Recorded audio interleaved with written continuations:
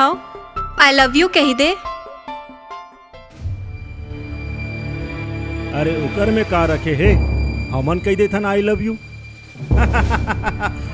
I love you, I love you, I love you, I love देखो, you. तुम जानते नहीं हो कि मैं कौन हूँ। खास हो बे, उहिला तो जाना चाहत हन।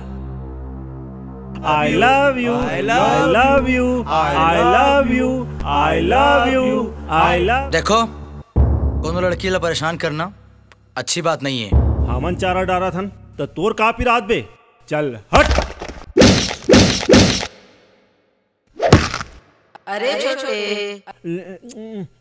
दूसर के दुख गिरला अपन गिरा समझता तोर कला अपने अपन ताकत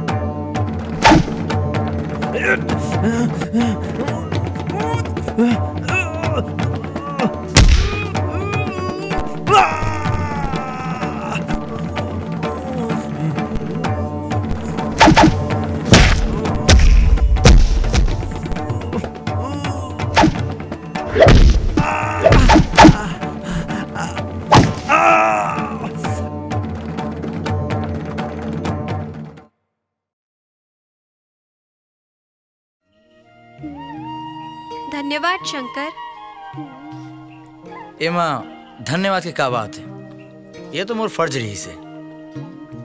ठीक है, धन्यवाद नहीं ले त ना सही। फिर मोर एक ठन बात के जवाब तो तोला देच ला पड़ी।